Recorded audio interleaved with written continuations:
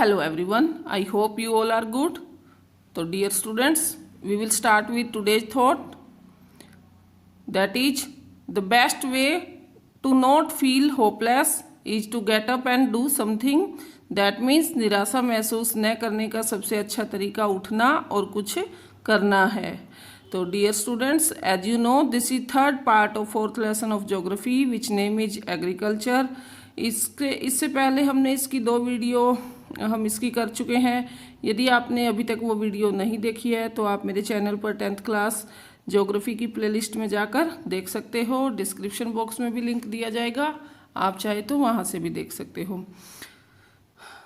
Let's start our new topic, that is food crops other than grains. यानी कि grains के बारे में जो हमने पिछली वीडियो में रीड किया था, अनाज के बारे में. तो अब हम अनाज के अलावा जो खाने की फसलें हैं उनके बारे में यहाँ रीड करेंगे.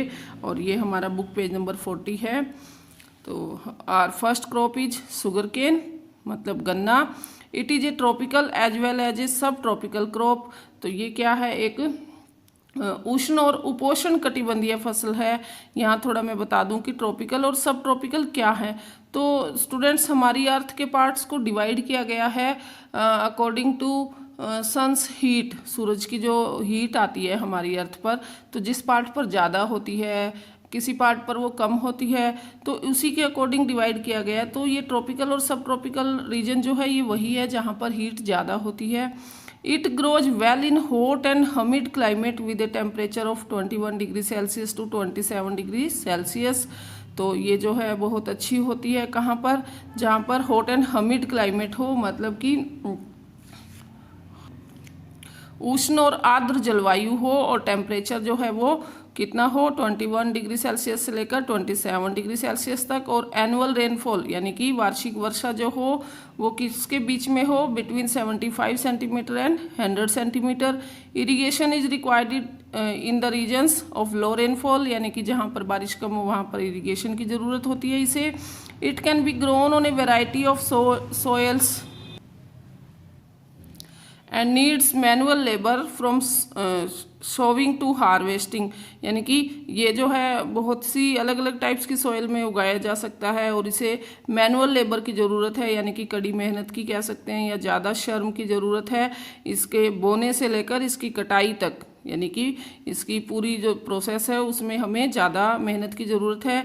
India is the second largest producer of sugar cane. India क्या है, दूसरे नंबर पर है शुगर केन के उत्पादन में, ओनली आफ्टर ब्राज़ील. और फर्स्ट पर कौन सा है, Brazil. It is the main source of, अब ये मेन सोर्स है किस चीज़ का, शुगर का, गुड़ का, गुड़ को जैगरी भी कहते हैं, खांडसारी का, एंड मोलेसिस का यानी शीरा का.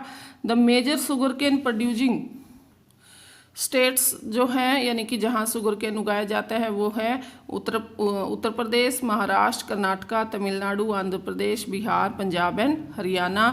And our next crop is oil seeds, मतलब वो फसल जो कि जिनसे हमें ऑयल मिलता है, इनको हम तिलहन भी कहते हैं. ऑयल सीड्स मीन्स तिलहन. इन 2008 India was the second largest producer of groundnut in the world after China. 2008 में भारत जो था दूसरे नंबर पर था किसके प्रोड्यूसिंग में, ग्राउंडनट की यानी मूंगफली के उत्पादन में भारत चाइना के बाद दूसरे नंबर पर है. In rape seed production India was third largest producer in the world after Canada and China in 2008. यानी कनाडा और चाइना के बाद जो ऑयल वाली जो फसलें हैं उनमें हमारा जो इंडिया है वो वर्ल्ड में थर्ड नंबर पर है. Different oil seeds are grown covering approximately 12% of the total cropped area of the country. यानी कि हमारे देश में जो टोटल क्रॉप्ड एरिया है, यानी कि जितने एरिया में फसल होती है उसका 12% जो एरिया है उसमें ओनली कौन सी फसल होती है, ऑयल सीड्स, यानी कि अलग अलग टाइप्स के तेल वाली फसलें. Main oil seeds produced in India are, अब भारत में जो ऑयल सीड्स जो उत्पादन किया जाता है वो है ग्राउंडनट यानी कि मूंगफली, मस्टर्ड यानी कि सरसों, कोकोनट नारियल, एंड सिसमुम तिल, सोयाबीन, एंड कस्टर, अरंडी सीड्स, कॉटन सीड्स जिसको हम बिनोला भी कहते हैं, एंड लिनसीड होता है अलसी, एंड सनफ्लावर सूरजमुखी. Most of these are edible and used as cooking mediums. इनमें से ज़्यादातर क्या है, खाने के लायक है और इनको कुकिंग में यूज किया जाता है। However some of these are also used as raw material in the production of soap, cosmetics and ointments, यानी कि इनमें से कुछ जो है वो रॉ मटेरियल के रूप में यूज किया जाता है, किसमें, साबुन बनाने में, और जो हमारे ब्यूटी प्रोडक्ट्स हैं, जो भी श्रृंगार का सामान कहेंगे या उपटन उद्योग है, उनमें बनाया जाता है, यूज किया जाता है। Groundnut is a kharif crop. अब ग्राउंडनट जो है, मूंगफली जो है, वो खरीफ की फसल है। And accounts for about half of the major oil seeds produce in the country. और जो हमारी कंट्री में जो टोटल ऑयल सीड्स की जो फसल उगाई जाती है, उनका हाफ जो है वो ओनली ग्राउंडनट का है। Gujarat was the largest producer of groundnut. Gujarat में सबसे ज़्यादा मूंगफली उगाई जाती है। Followed by Andhra Pradesh and Tamil Nadu in 2011-12। और गुजरात के बाद आंध्र प्रदेश और तमिलनाडु में उगाई जाती है। And linseed and mustard are rabi crops. और जो अलसी है और जो सरसों है वो क्या है, रबी की क्रॉप है। And sesamum is a kharif crop in north. तो तिल जो है वो नॉर्थ में खरीफ क्रॉप है और साउथ इंडिया में रबी क्रॉप है। कस्टर्ड सीड यानी अलसी का जो तेल है is grown both as rabi and kharif crop. तो ये दोनों ही में उगाया जाता है। तो स्टूडेंट्स, आपको यहाँ एक चीज़ मैं बता दूं कि आपको हर क्रॉप के बारे में अच्छे से एटलीस्ट 5 पॉइंट्स तो पता होने चाहिए। फॉर एग्जांपल कि उसको कितना टेम्परेचर चाहिए, कितनी रेनफॉल चाहिए, कौन से स्टेट में वो उगाया जाता है, कौन सी सॉइल में उगाया जाता है, इस टाइप की। क्योंकि हमेशा बोर्ड एग्जाम में इससे रिलेटेड एक 5 मार्क्स का क्वेश्चन ज़रूर आता है। तो इसको अच्छे से कीजिएगा, ईजी भी है ये और आप इजीली इसको लर्न भी कर सकते हो। और नेक्स्ट क्रॉप इज टी। तो टी जो हमारे घरों में बहुत ज़्यादा यूज होती है। T cultivation is an example of plantation agriculture. तो चाय की जो खेती है वो एक उदाहरण है किस चीज़ का, प्लांटेशन एग्रीकल्चर का, मतलब रोपण कृषि का। प्लांटेशन एग्रीकल्चर हम पहले कर चुके हैं कि एक बड़े एरिया पर एक सेम टाइप की फसल उगाना प्लांटेशन कहलाता है। It is also an important beverage crop introduce in India. और ये क्या है, एक बेवरेज क्रॉप है ये, मतलब पेय पदार्थ, पीने वाली फसल है, और जो कि इंडिया में लाई गई इनिशियली बाय द ब्रिटिश, यानी इंडिया में सबसे पहले ये ब्रिटिश के द्वारा लाई गई, अंग्रेजों के द्वारा लाई गई। Today most of the tea plantations are owned by Indians. और आज बहुत से जो चाय के बागान हैं वो हमारे इंडियंस के हैं। The tea plant grows well in tropical and sub tropical climates endowed with deep and fertile well drained soil. तो चाय का जो प्लांट है वो ट्रॉपिकल और सब ट्रॉपिकल क्लाइमेट्स में उगाया जाता है, और जहाँ पर गहराई से जो बहुत ही फर्टाइल सोयल होगी उसमें, और रिच इन ह्यूमस, वहाँ पर ह्यूमस होगी, एंड ऑर्गेनिक मैटर, और जीवाश्म मिले होंगे जिस मिट्टी में, वो बहुत ज़्यादा फर्टाइल है और वो बहुत ही सुटेबल होती है किसके लिए, टी प्लांटेशन के लिए। टी बसीज मतलब चाय की जो झाड़ियाँ होती है, require warm and most frost free climate all through the year. तो चाय की झाड़ियों को नम और पाला रहित क्लाइमेट चाहिए पूरा साल। फ्रीक्वेंट शोवर्स होता है स्टूडेंट्स की जो बौछारें होती है, जो एक तो बारिश होती है फुल तेज, एक मंदी मंदी जो बौछारें होती है, उनको evenly distributed over the year ensure continuous growth of tender leaves. तो इसके जो पत्तियां हैं वो अच्छे से ग्रो कर सके, इसके लिए ये जो बारिश होती है, जो हम कहेंगे बिल्कुल ही मंदी मंदी बारिश, वो बहुत ही अच्छी होती है। T is a labour intensive industry. तो टी जो है वो हम कहेंगे कि टी जो है श्रम सघन उद्योग है, यानी कि जिसमें ज़्यादा लेबर की ज़रूरत होती है, क्योंकि इसके लिए बाग में भी ज़्यादा लेबर की ज़रूरत होती है, और उसके बाद जब ये पैकिंग में, इसको ट्रांसपोर्ट में बहुत सारे लोगों की ज़रूरत होती है। It requires abundant cheap and skilled labour. तो इसे बहुत ज़्यादा जो है सस्ती और स्किल्ड लेबर की ज़रूरत होती है, यानी कुशल लेबर की, जिसको कि बहुत ज़्यादा नॉलेज हो इसकी क्रॉपिंग के बारे में। Tea is processed within the tea garden to restore its freshness. तो चाय की जो प्रोसेस है उसको काटने से लेकर उसकी पैकिंग तक सब कुछ जो है वो टी गार्डन में ही किया जाता है, जिससे कि इसकी ताजगी बनी रहे। तो इसकी ताजगी जो है वो आपको भी पता होगा कि चाय की जो खुशबू है बहुत अच्छी लगती है, तो वो उसी को बनाए रखने के लिए सारी प्रोसेस इसकी गार्डन में ही होती है। मेजर टी प्रोड्यूसिंग स्टेट्स जो हैं वो है Assam, hills of Darjeeling and Jalpaiguri districts, West Bengal, Tamil Nadu and Kerala. Apart from these, Himachal Pradesh, Uttarakhand, Meghalaya, Andhra Pradesh and Tripura are also tea producing states in the country. In 2008 India was the third largest producer of tea after China and Turkey, यानी कि China और तुर्की के बाद 2008 के record के according जो India जो है वो थर्ड नंबर पर था चाय के उत्पादन में। और next crop is coffee. In 2008 India produce 3.2% of the world coffee production. 2008 में इंडिया ने जो पूरे वर्ल्ड में जितनी कॉफ़ी होती है उसका 3.2% जो है उत्पादन किया। Indian coffee is known in the world for its good quality, और भारतीय जो कॉफ़ी है वो पूरे वर्ल्ड में जानी जाती है अपनी गुड क्वालिटी के कारण। The arabica variety initially brought from Yemen is produce in the country. तो हमारी कंट्री की जो अरेबिका वैरायटी है कॉफ़ी की वो लाई गई थी सबसे पहले यमन से।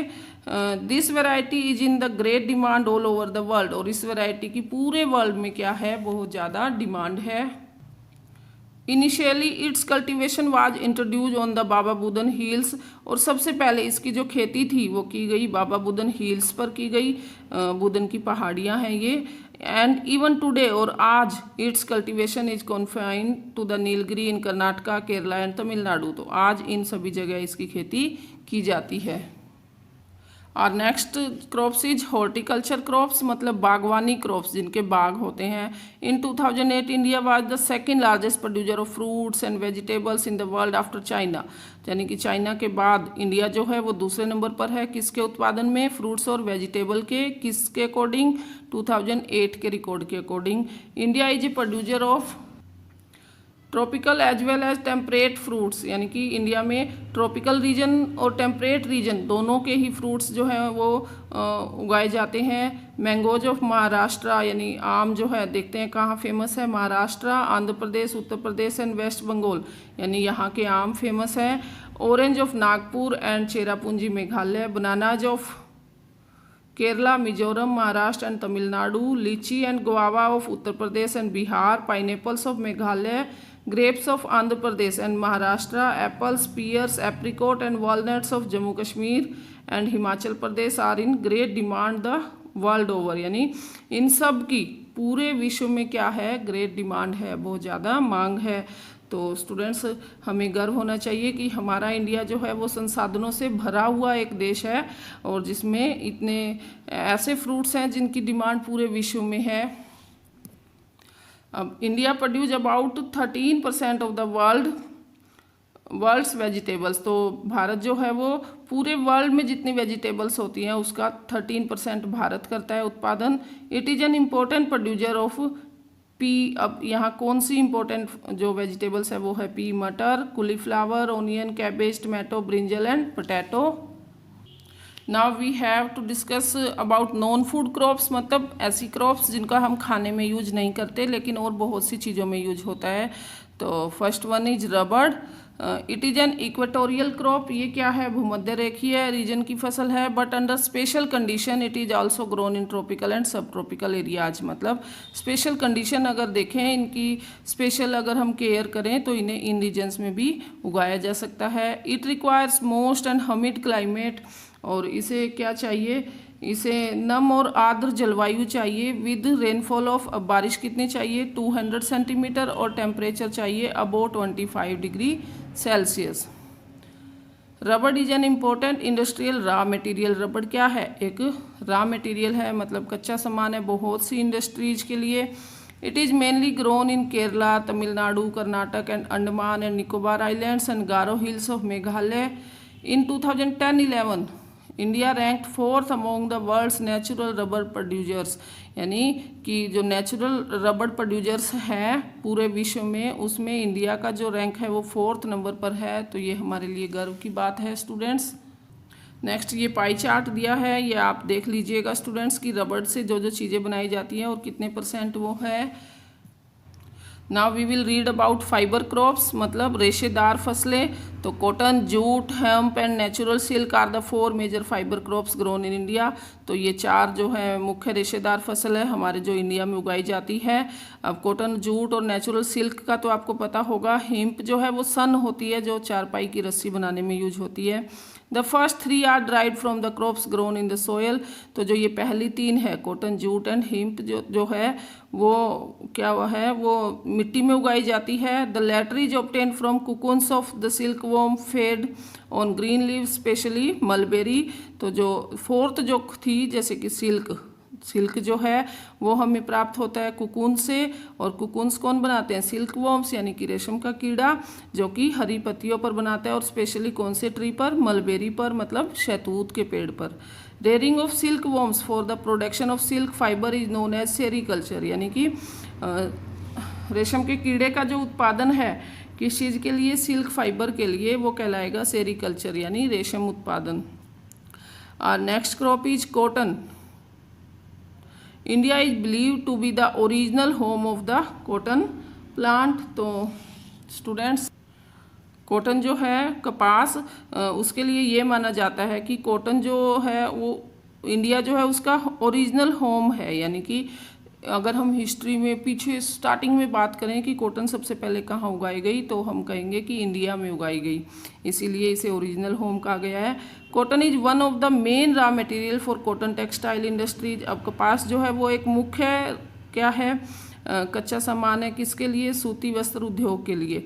इन 2008 India was second largest producer of cotton after China. अब चाइना के बाद 2008 में इंडिया क्या था, सेकंड लार्जेस्ट प्रोड्यूसर था। Cotton grows well in dryer parts of the black cotton soil of the Deccan प्लेटू। तो कॉटन बहुत अच्छी उगाई जा सकती है किसमें, दक्कन प्लेटू में जो ब्लैक सॉइल है। और वैसे भी स्टूडेंट्स ये जीके का भी क्वेश्चन है, और आपको लर्न भी कर लेना है कि कॉटन के लिए जो ब्लैक सॉइल जो है वो बहुत ही अच्छी होती है। It requires high temperature. अब इसको किस चीज़ की ज़रूरत है, हाई टेम्परेचर की, लाइट रेनफॉल और इरिगेशन, कम वर्षा की और कम सिंचाई की। 210 फ्रोस्ट फ्री डेज यानी 210 जो है पाला रहित दिन चाहिए, कि ऐसे दिन जिसमें पाला ना पड़े। पाला होता है सर्दियों के टाइम जो ओस और धुंध होती है। And bright sunshine for its growth, और सूरज की खिली हुई धूप चाहिए इसकी ग्रोथ के लिए। It is a kharif crop and require 6 to 8 months to mature. अब ये खरीफ क्रॉप है और इसे पूरा मैच्योर होने के लिए 6 से 8 महीने चाहिए। मेजर कॉटन प्रोड्यूसिंग स्टेट्स जो हैं वो है Maharashtra, Gujarat, Madhya Pradesh, Karnataka, Andhra Pradesh, Tamil Nadu, Punjab, Haryana and Uttar Pradesh. Next one crop is jute.